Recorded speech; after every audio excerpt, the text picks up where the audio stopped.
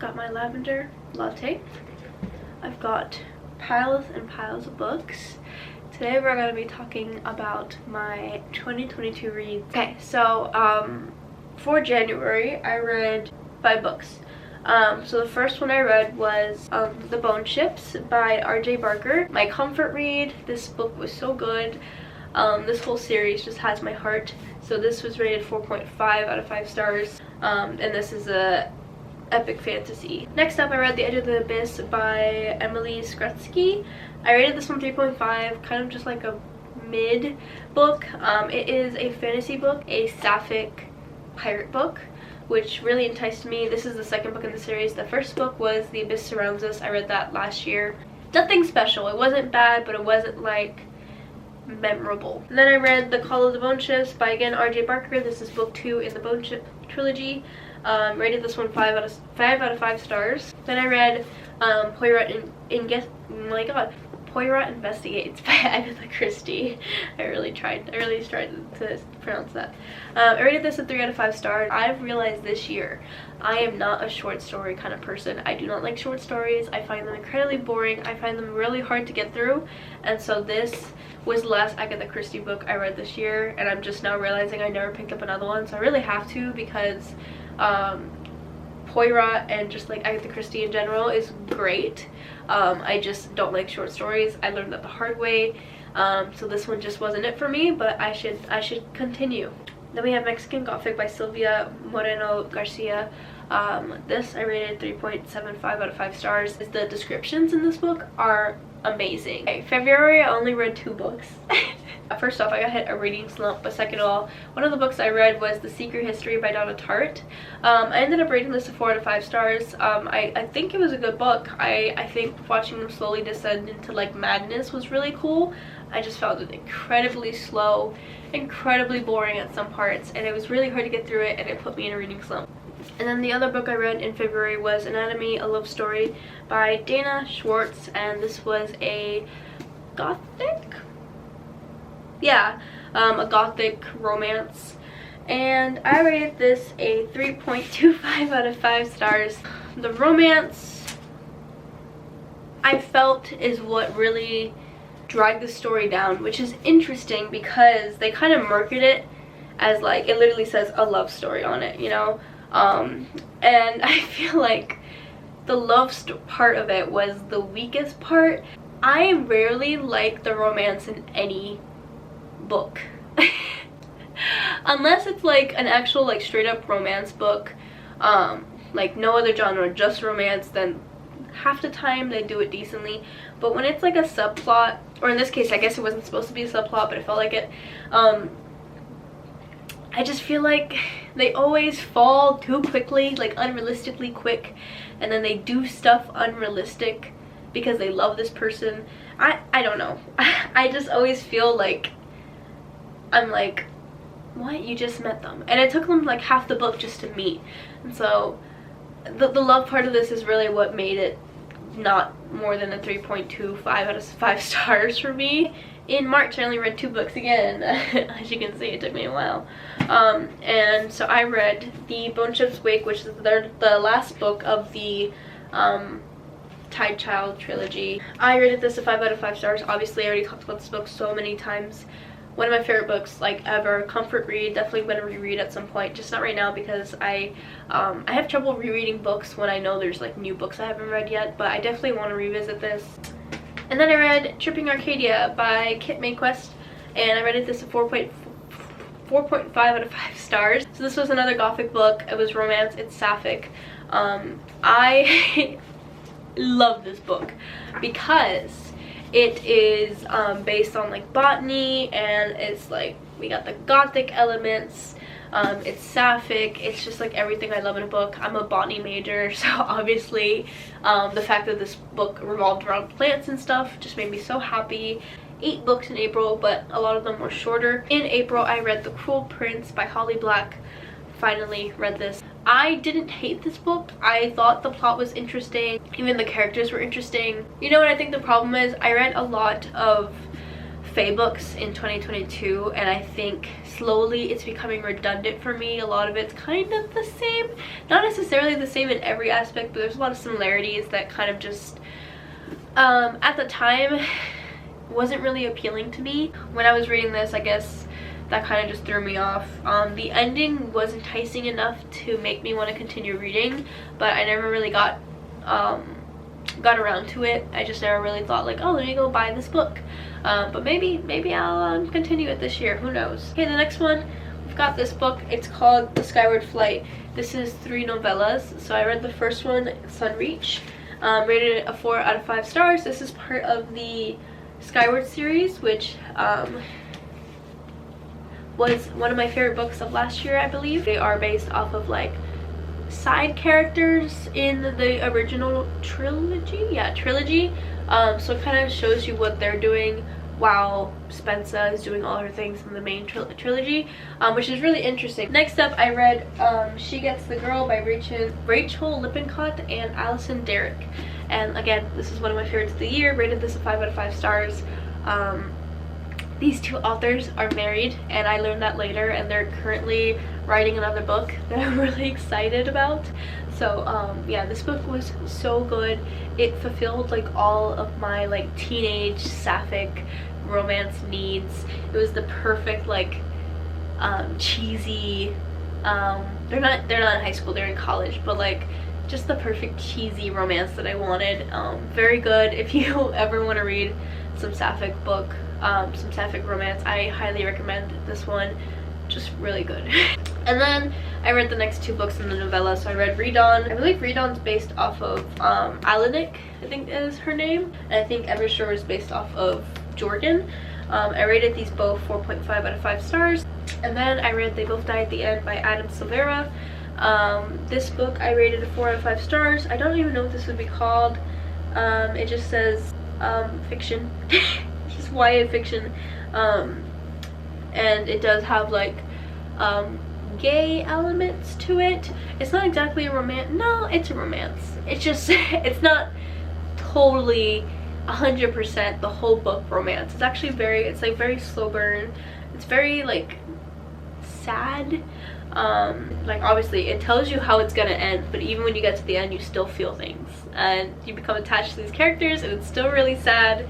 I believe there's a prequel out to this book now, and I want to read it, but it's really fat, so I haven't bought it yet. But yeah. And then I read Chainsaw Man, the first volume of Chainsaw Man. I wanted to get into a manga series, but I didn't know which one to go for. And then my tattoo artist told me about Chainsaw Man, which is so cool because now the actual anime is out. So I've been watching the anime alongside like having read the manga, and seeing the similarities is really cool.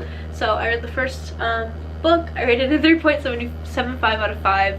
I really do like Chainsaw Man. I just find Denji to be like ridiculous. And then I ended with my favorite epic fantasy at the moment, which is Mistborn by Brandon Sanderson. Again, this is one of my favorite authors, so every book I've read by him so far have just been good.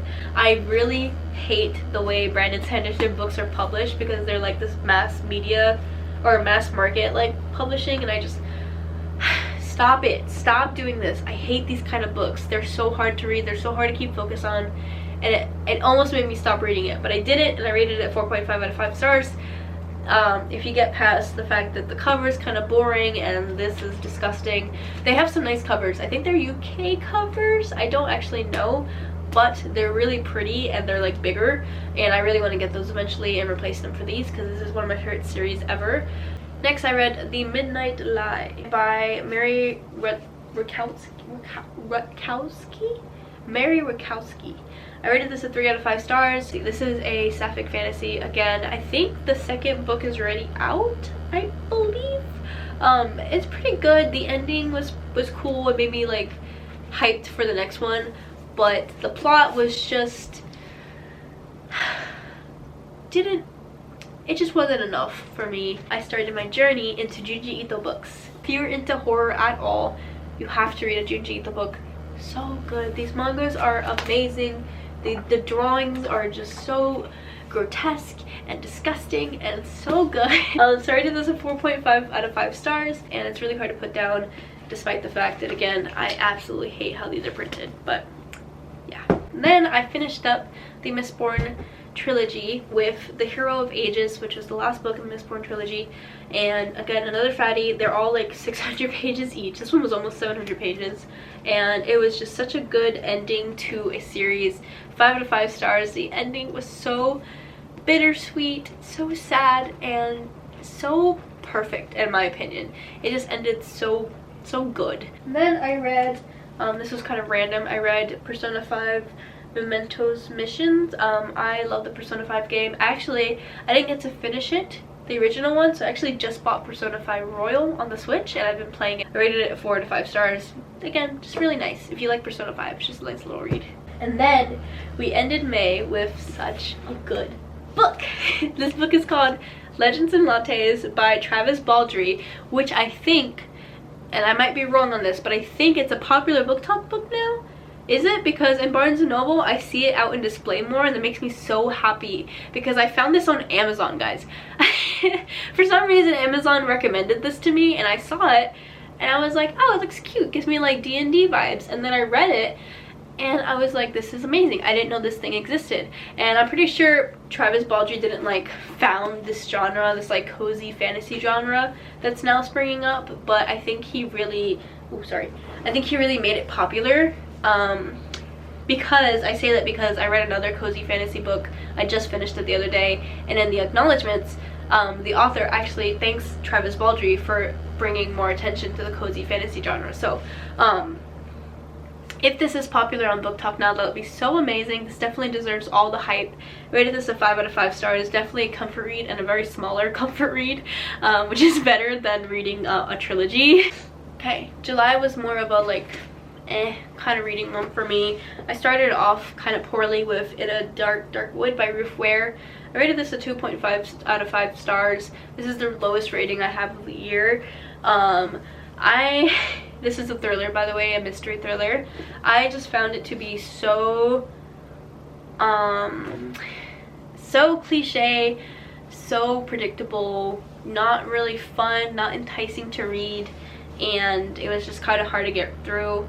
I just didn't really like it. Didn't like the way it ended, didn't like the way I just didn't like it. And I read, I don't have this book on me, but it's Delilah Green Doesn't Care by Ashley Herring Blake. I rated it a 4 out of 5 stars. A sapphic romance, literally just a straight adult sapphic romance, lots of spice, so beware of that. Lots and lots of spice. Really good book. I really enjoyed it. She Gets the Girl was like my first tiptoe into like just straight sapphic romance. Usually I read sapphic romance but with fantasy in it, but I started tiptoeing into just like straight up romance books from here, and Delilah Green was definitely a really good book for me. The romance, I feel that was an aggressive clap, sorry. The romance, I feel, is really good, really well developed. Then I read Nightmare in Savannah by Leela Gwen and Rowan Macau. I rated this a 3 out of 5 stars. This is a manga, it's a fantasy. The art style is beautiful, it's really colorful. I love the color scheme, and it's just really cool. I found the story to be boring. I found it to be like not really well developed. The characters were so underdeveloped that I just kind of couldn't like it, but the art style alone kind of like made me really push through. The Girl from the Sea by Molly Knox Ostertag. I bought this because obviously the sapphic cover. The art style is beautiful. It's so pretty. Look at that. Such a pretty art style. The romance was sweet, but I feel like it was one-sided. I just feel like someone was taken advantage of. Don't think that one volume mangas, especially romance mangas, are for me. I just don't think they're for me. The last book I read in June was Gallant by V.E. Schwab. I rated this a 4 to 5 stars. I was really interested in reading more V.E. Schwab because I've just always been enticed by their books, but I heard, and this is my fault, I usually don't listen to reviews and I don't listen to all that stuff. I like to form my own, but I heard that a lot of their books are very similar and not very different, and so I read this book. I loved it, good book, but I was like, maybe I shouldn't read anymore. Maybe I shouldn't spoil it, you know? But that's kind of my fault. I don't know. Should I read more V. Schwab? I don't know. I did not read anything in July, but here's why. In the beginning of August, I finished The Priory of the Orange Tree by Samantha Shannon. Actually the longest book I've read this year. And I rated it a 5 out of 5 stars. So good. This is an epic fantasy, sapphic, which is crazy to me. Like this big book that's so well developed, the characters are so good, the plot is so good. It's sapphic, and I feel like that's just so cool. That's just all the well-developed epic fantasy books are usually, there's a straight subplot. I think part of it was like I've read so much, it took me like a whole month to read this book, so I felt enticed to write it as high as possible, but also I think it deserves the 5 out of 5 stars. To be fair, I finished it like August 1st, so like it's kind of a July read. But then I read The Drowning Summer by C.L. Herman, and I rated this a 3 out of 5 stars. Pretty good. Again, this is a sapphic thriller. Not thriller, mystery. I keep thinking mystery and thriller are the same genre, but I guess they're not. Supernatural, you got ghost in it. It was pretty good. It was not bad. Next I read Dauntless by Elisa A. Bonin. I rated this 4.5 out of 5 stars. This is a fantasy sapphic. Again, I feel like a lot of these books are sapphic, but like I said, I read a lot of sapphic this year. I went to reading no sapphic to reading like only sapphic. But yeah, this was a really good read. The romance of this book made me a little crazy, but you know what, the characters saved it for me. The characters are so lovable, so lovable, bro, that it was enough for me to ignore the audacity of this relationship. Next, I continued on with my Junji Ito obsession. I got to Deserter, and I rated this a 5 out of 5 stars. It's ironic because this is probably my least favorite out of all of them, I would say, but it's still really good. So like, even if it's my least favorite, it's still amazing. So again, if you haven't read Junji Ito and you like that kind of stuff, read Junji Ito. And then I read Shiver by Junji Ito. Again, I think this is one of my favorites. Yeah, and this one has Tomi in it, so if you've heard of Tomi, I feel like everyone's heard of Tomi. It's the girl, the pretty girl with like the demon face coming out of her. Yeah, she's in this. And then this one is random. This is the most random book I read the entire year, because this is a contemporary fiction. I do not read contemporary fiction. And it's also historical, and it's also magical realism, so there's a lot going on there. But I rated this a 3.5 out of 5 stars. I haven't said the book title yet. It's The Immortalist by Chloe Benjamin. I rated this a 3.5 out of 5 stars. The context of this book is that I was reading at my job, and one of the guests, because I work at a hotel, one of the guests saw me reading, was like, hey, you like reading? And I was like, I love reading. And she was like, I have a book that I really liked, but no one around me reads, so do you want it? Because I would like someone else to like enjoy the book that I enjoy. And I was like, I'll take it. So she actually, I didn't think she'd come back, but she actually came back with the book. And it was this book. And again, definitely not a genre I read, but I was very very intrigued. So you go through like all the siblings. So I think there's 4 siblings. The first 2 siblings are so interesting. They had me like so like invested in their lives. The other 2 were just kind of like eh for me. I then read The Final Girls by Riley Sager. I rated this a 3.5 out of 5 stars, and this started my Riley Sager obsession. I had a kind of phase. This was September, so like I was getting into that spooky mood. This is obviously, it's a horror, it's a mystery thriller. I think this is one of his like more scarier books. Next one I read was The House Across the Lake, which I think is probably, looking back at all the Riley Sager books I've read, I think this is probably one of my most favorite ones. Even though at the time I rated it 3.75 out of 5 stars. It's The House Across the Lake by Riley Sager. Actually, I remember why I rated it low. I remember why now, and it's the reason why I think a lot of people rated it low. It just turned into something that I did not expect it to be, and I was kind of disappointed by that. And if you read the story, you probably know what I mean. Onwards with the Riley Sager obsession, I read Survive the Night by Riley Sager. This one I rated 4 out of 5 stars. Again, all these books are thrillers, getting into that spooky mood. And this one was cool. You're kind of like in a car with a person who might be a killer. You don't know, is he not? Pretty interesting, very cool, and the ending was definitely a twist. I got Clockwork Angel by Cassandra Clare. This is a fantasy, historical fantasy, and very hit me by surprise how much I liked it. I rated this a 4.5 out of 5 stars, and this series in general, the Infernal Devices series, was really good. Then I immediately read The Clockwork Prince by, again, Cassandra Clare. Rated this a 4 out of 5 stars. And then I immediately read the third book, which is Clockwork Princess, and I rated it a 4 out of 5 stars. So all in all, series is really good. I definitely recommend it. And then I read Lock Every Door by Riley Sager. This is, I think, the last book of Riley Sager that I read. And I rated this a 5 out of 5 stars. Ooh, I rated this 5 out of 5 stars? Which one is this one? Oh, yeah, this one's cool. This is actually, now that I think about it, this is probably one of my favorite books of Riley Sager. And then House Across the Lake is probably number 2. And then I read, oh, hi Celeste, hi. I read Youngblood by Sasha Lawrence, and I rated this a 3 out of 5 stars. This was very high school, if you can't tell by that cover. I knew it was going to be high school. I just wanted to read it because it's like sapphic vampires. I was like, you know, I'll give it a chance. It took me a while to even get myself to read it, and when I read it I was like, yeah, this is exactly what I thought it was going to be.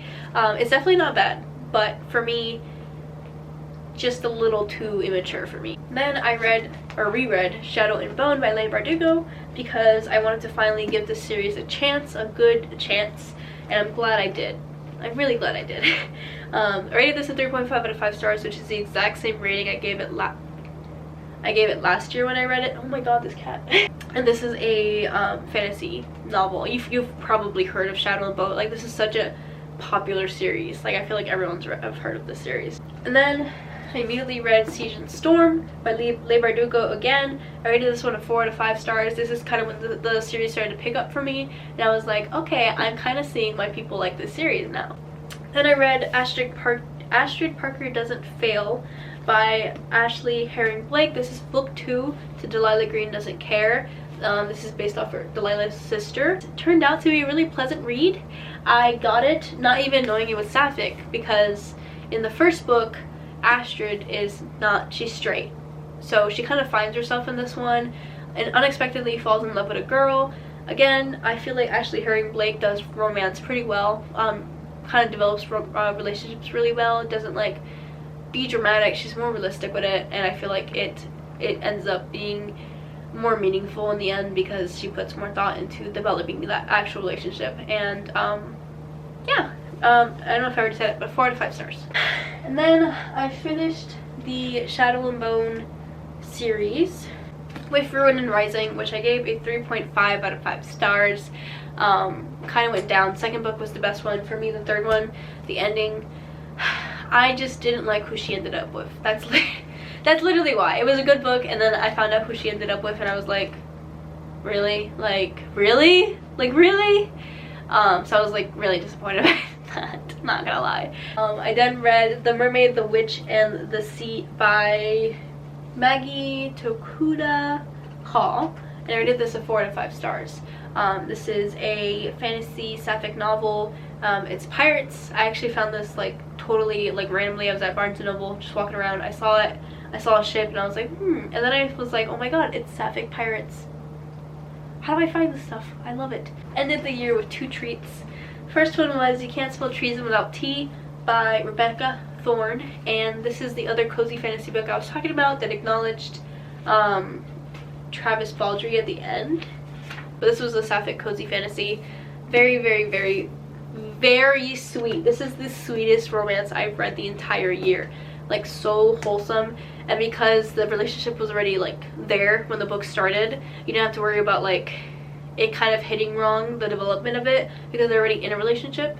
And it's just so sweet. Like, I actually like sent my girlfriend a picture of a page because it was so sweet that I was like, oh my god, you have to read this page. Like, it's just so cute. And the last book I read, which I actually just finished yesterday, like at night, because today's January 1st, was Frankenstein by Junji Ito.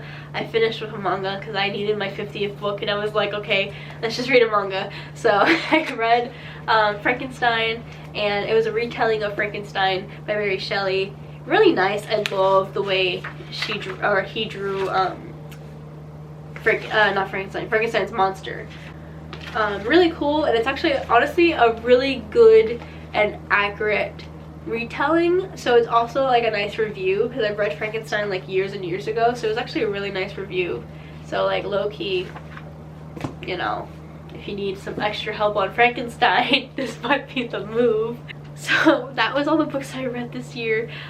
This video was so much longer than I intended it to be, so hopefully I can do some editing magic and make it a lot shorter. I hope you guys enjoyed it. I hope you had a good reading year. My reading goal for next year is just 50 books again, because I barely made 50 books this year, so with school and work it's just hard for me to kind of find the time to read so much. But yeah, I am going to also be posting a 2023 TBR video soon. I'm really excited to talk about books that are coming out this year, or books that I just want to read in general, so keep an eye out for that one, and I'll see you next time. Okay, bye! Is your body next to me on rainy days? Just need your company, don't need too much, just your simple love and it's everything. The simple joy of hearing your voice every morning. I wake to a kiss on my face, so I